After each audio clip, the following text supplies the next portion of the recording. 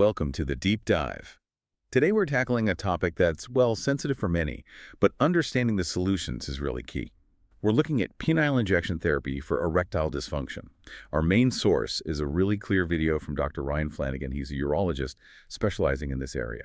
So, our mission, to cut through any confusion, pull out the essential info, and give you a solid understanding of this treatment, how it works, who it's for, and crucially, the safety stuff. Yeah, erectile dysfunction, or ED, it's pretty common, actually, and it definitely impacts quality of life. Penile injection therapy, it's one option, a very effective, localized one, but understanding the details, that's really vital for using it safely and well. Okay, let's unpack that. Yeah. If someone's hearing penile injection therapy for the first time, what's the basic idea? What are we actually talking about? Right. Fundamentally, it's about getting medication straight to where it needs to act. It's also called intracavernosa injections, ICI for short. You're injecting a tiny amount of medicine directly into the erection tissue, the erectile tube, inside the penis. A direct approach. Exactly. Targeted for a local effect. And the medications themselves, are there different kinds? Oh, yes. It's definitely not one size fits all. That's important. Common ones are compounds like Trimix, Bimix, sometimes just prostaglandin, or even Quadmix. They're basically combinations of drugs that relax blood vessels. Vasodilators, right? Precisely. They help open things up, and the response is usually pretty quick. You'll often see an erection starting in, say, 5 to 10 minutes. Once you find the right dose for you, it generally lasts about 30 to 60 minutes, which is, functional. Okay, now here's something I found really fascinating. This treatment doesn't need nerve function to work. That seems like a huge deal. It absolutely is. That's probably one of its biggest advantages. Because it works directly on the tissue and blood vessels, it bypasses the whole nerve signal pathway that pills often rely on. So for someone with nerve damage. Exactly. Think about men after prostate surgery, a prostatectomy, especially if the nerves couldn't be spared. Or other pelvic surgeries, or even certain conditions like diabetes where nerves can be affected. This therapy can still work very well for them. It can be, well, life-changing in some cases. So how's that work mechanically? You inject the medicine, then what happens inside? So the medication acts right there, locally, in the shaft. It does two main things: increases blood flow into the penis, and crucially, it relaxes the smooth muscle tissue within those erectile chambers. Relaxation is key. It's essential. That relaxation allows the blood to get trapped inside those chambers. So blood flows in, gets trapped, the penis expands both length and width, and you get a rigid erection. And because it's so localized, you generally don't get side effects elsewhere in the body. Right, that makes sense. Yep.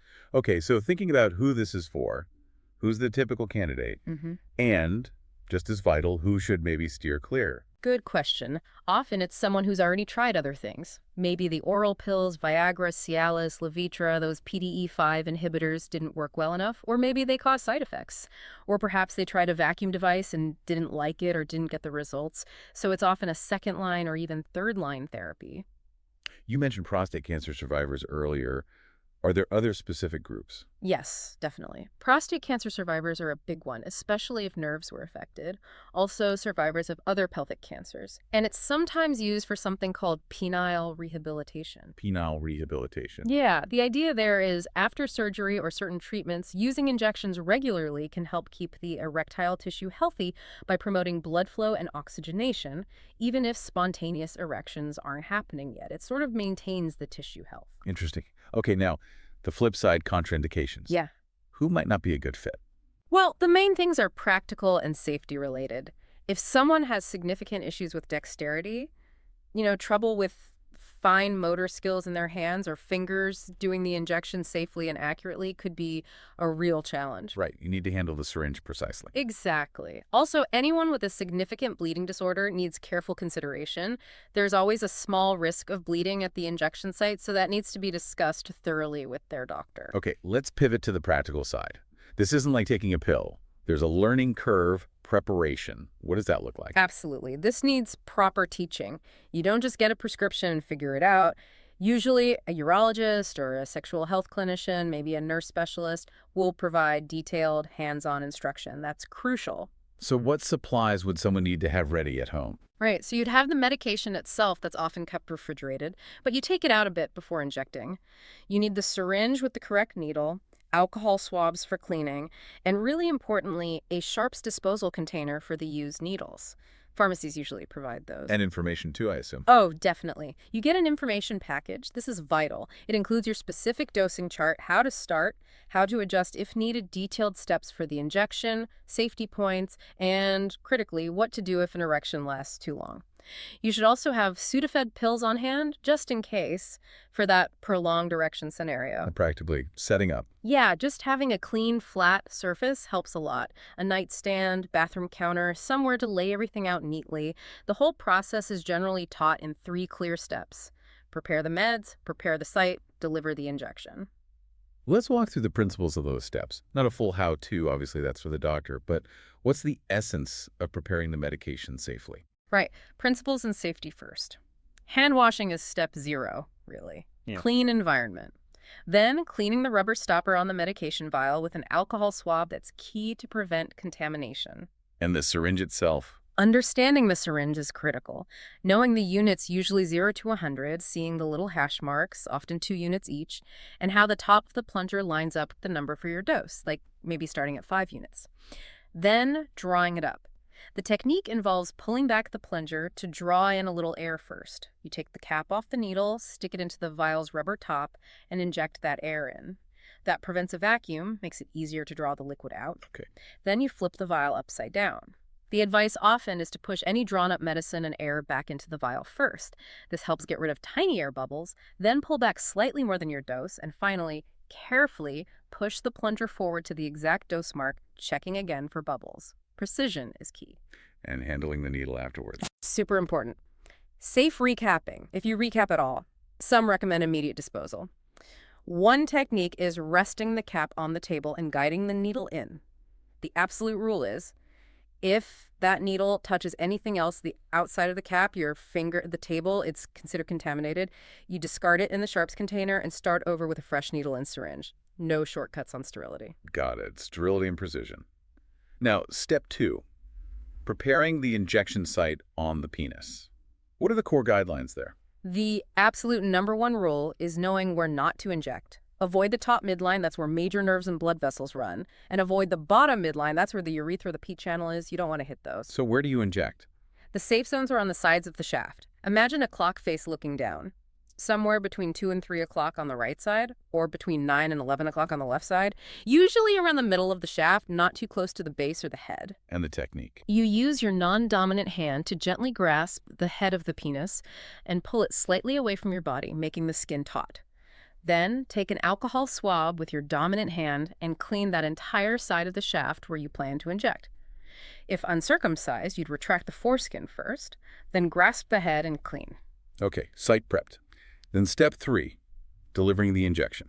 Key principles. Needle cap comes off. You hold the syringe correctly, often like a dart, with fingers on the barrel, thumb ready but maybe off the plunger initially.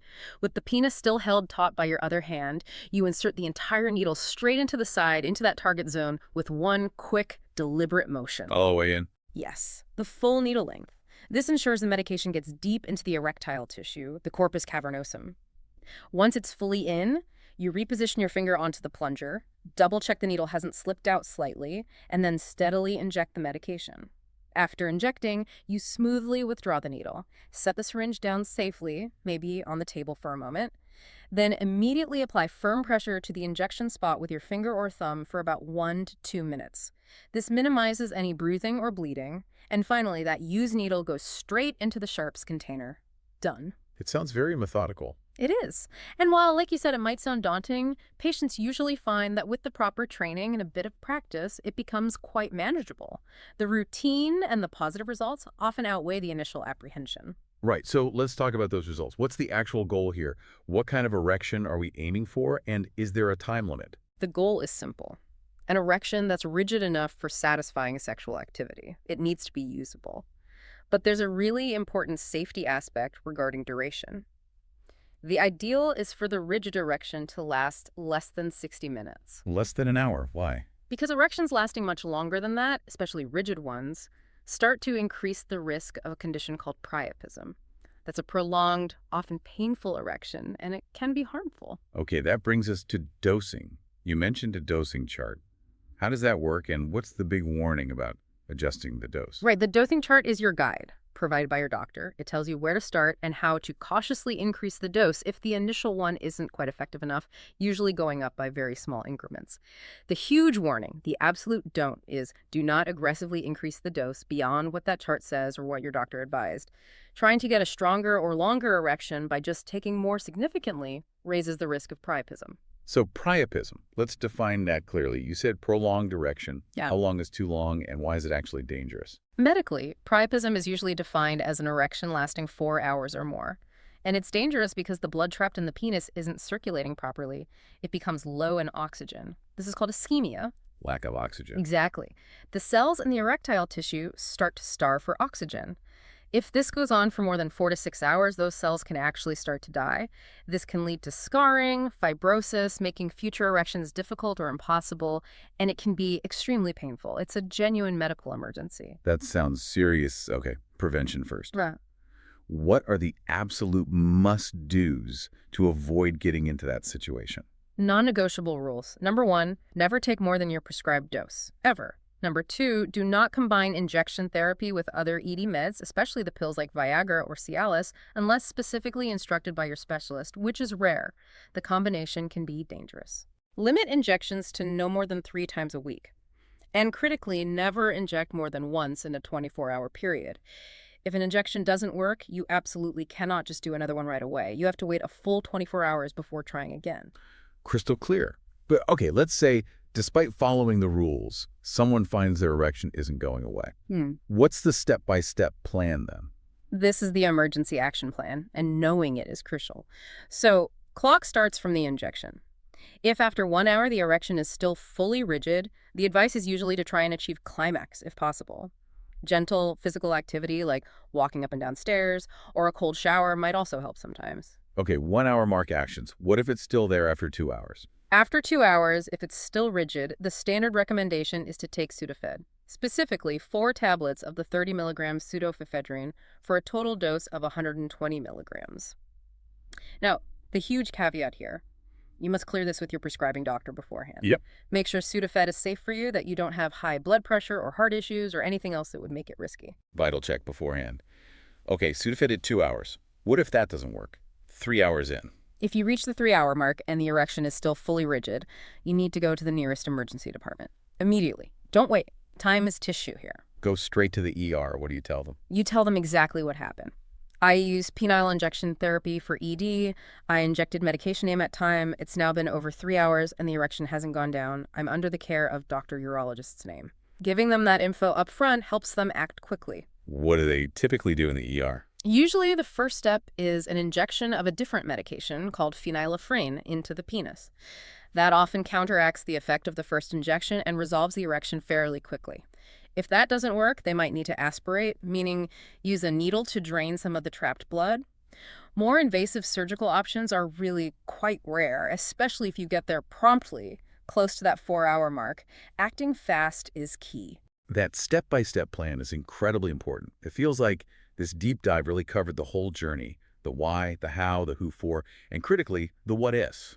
Understanding the mechanics, the practical steps, and especially the safety, like managing priapism risk, seems absolutely essential. It really is. And thinking bigger picture for a moment, what does this detailed look at something like penile injection therapy really show us? I think it speaks volumes about personalized medicine today. It highlights just how critical patient education is and how empowering patients to manage their treatment carefully with guidance leads to better, safer outcomes, especially for these really sensitive health issues where good communication is everything. That's a great point to end on, the power of informed self-management under guidance. Thank you for joining us on this deep dive.